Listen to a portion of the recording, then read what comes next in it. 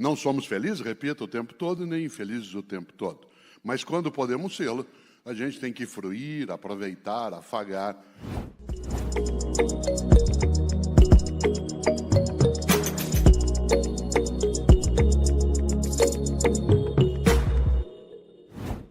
E é gostoso lembrar que os gregos antigos, e eu como da área de filosofia tenho sempre que retomar essa perspectiva, eles davam um nome para a felicidade. O nome em grego antigo para felicidade é eudaimonia. Eudaimonia. Você sabe que o prefixo eu, em grego, significa bom.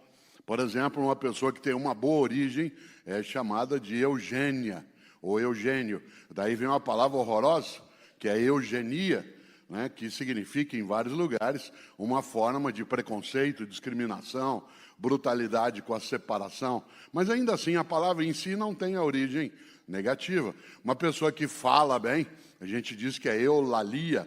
Alguém que é chamado de eulálio significa aquele que fala bem. Veja quanta coisa inútil você não sabe.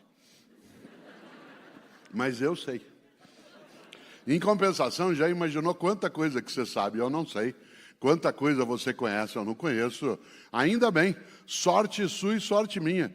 Se nós soubéssemos as mesmas coisas, nós íamos ficar nos repetindo o tempo todo. Nesse sentido, essa multiplicidade de pessoas, de origens, de idades, de lugares, de religiões, outros que não têm, pessoas que têm escolaridade diversa, ela aumenta nossa capacidade de, na vida, no nosso trabalho, com os propósitos que tivemos, elevar a nossa condição. Por isso, uma das coisas que os gregos usavam para falar de felicidade é a expressão eudaimonia. Porque eu, como eu disse, é o bom, aquilo que é aprazível, e daimon, agora vem uma coisa interessante, daimon é um espírito interior. Dentro da mitologia grega clássica, havia espíritos, tal como no mundo árabe a palavra que se usa seria os gênios. A gente falava do gênio da garrafa, o gênio da lâmpada, espíritos que circulam. Na mitologia grega, esses espíritos que estavam em nós e estariam nas pessoas, eles eram chamados de daimon. Por isso, um bom espírito é o eudaimon, a eudaimonia. Quando que você fica feliz? Quando você está com um bom espírito, você está com um espírito elevado, vitalizado. No entanto, a palavra daimon do grego antigo, que significava esse espírito interior, que tinha uma dupla característica, eram espíritos que poderiam ser maus e bons ao mesmo tempo. E por isso você era feliz quando em você estava só o bom espírito. E é curioso, porque a expressão daimon do grego antigo acabou gerando em latim e depois no nosso idioma a palavra demônio. Claro que isso tem a ver com a afirmação ocidental que vai adotar uma religião, como sua frente, de ação, uma religião monoteísta, uma religião que será majoritária, como é o caso, na história do cristianismo, de se poder afastar aquilo que identificava outras formas de vivência religiosa. Uma delas era pegar o que os gregos chamavam de daimon e dar a ele o nome de um mau espírito, o demônio. Os hebreus, isto é, os judeus, usavam uma outra expressão para demônio, que é Satã. Satã, no hebraico antigo, significa o adversário, aquele que nos persegue, nos afasta, nos desune. E é curioso, porque essa expressão acabou tendo duas formas dentro do nosso idioma. E eu falo tudo isso sobre demônio, sobre Satã, porque eu quero chegar a uma expressão mais forte, que é diabo. Diabo. A expressão, ela vem para nós do grego antigo. Os gregos tinham uma expressão de que é balo ou bola, que é lançar.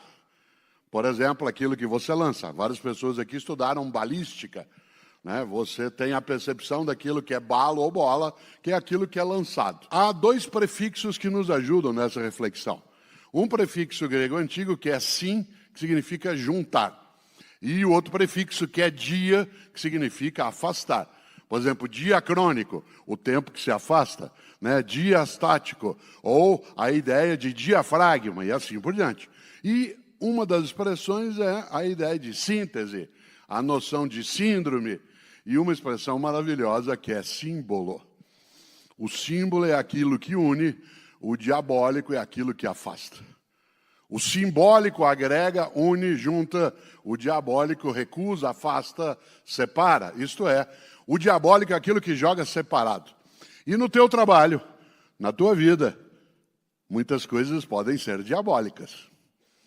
Podem ser, e algumas pessoas dizem, lá onde eu trabalho é infernal. Esta cidade é infernal. Ou se diria alguns, esse país é infernal. Ou esse casamento é infernal. Isso é coisa do diabo. E eu estou dizendo isso de propósito por uma razão. Porque a melhor obra no Brasil, no campo da literatura, sobre a presença ou não do diabo e uma negociação com o diabo, é a obra de um estupendo médico, escritor, pensador mineiro, Guimarães Rosa, que nasceu no dia 27 de junho de 1908. Guimarães, um homem genial, falava dezenas de idiomas ou tinha noções, alguém que formado em medicina, saindo da sua cidade, Cordisburgo, e vindo viver em Belo Horizonte, mudou-se aqui uma época, depois voltou, entrou aqui na Faculdade de Medicina com 16 anos de idade, formou-se médico, mas não seguiu o tempo todo essa carreira, atuou na Polícia Militar, teve contatos diretos com o Juscelino Kubitschek, que o levou, porque também era médico militar, né, para outras ações, e entrou no campo da diplomacia, o genial Guimarães Rosa. Guimarães, que morreu jovem, 59 anos de idade. Ele morreu, né, no dia 19 de novembro de 1967. Faz um bom tempo, já 50, né, e quase 56 anos da morte do grande Guimarães Rosa. Mas ele deixou uma obra que é considerada por muitos, e eu também, não sou alguém que avalia isso, não é minha finalidade, uma obra, uma delas, um livro, que é uma referência do século XX do nosso idioma, e em todos os países que falam língua portuguesa, que é Grande Sertão Veredas. Grande Sertão Veredas, que fala de uma conversa com o diabo e um eventual pacto com o diabo.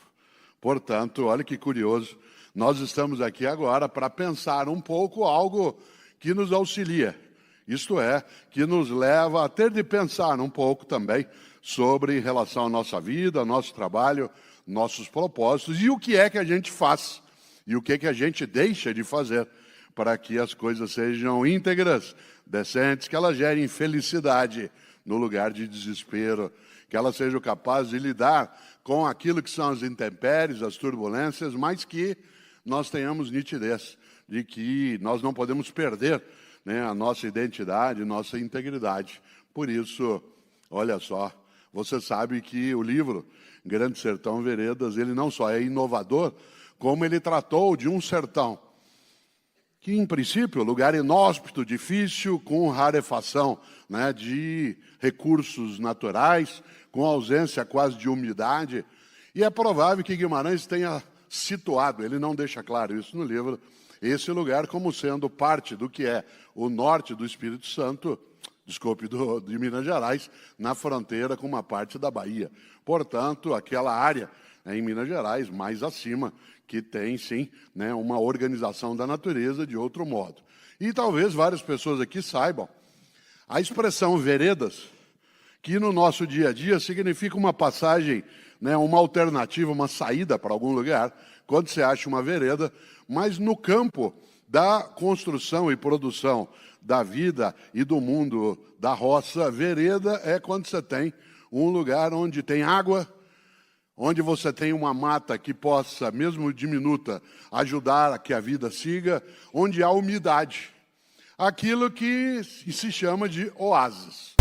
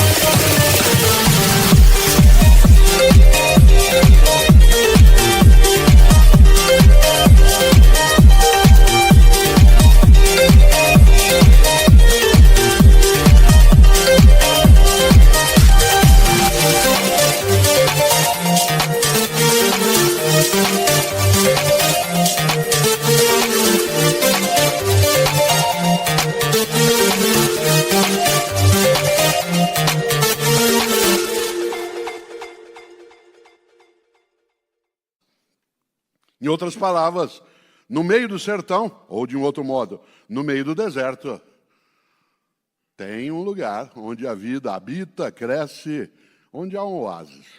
O mais interessante é que a obra Grande Sertão Veredas, ela fala sobre o propósito. A personagem principal do livro, vocês se lembram, quem leu, quem não leu, assistiu ao filme, viu a minissérie, é Riobaldo.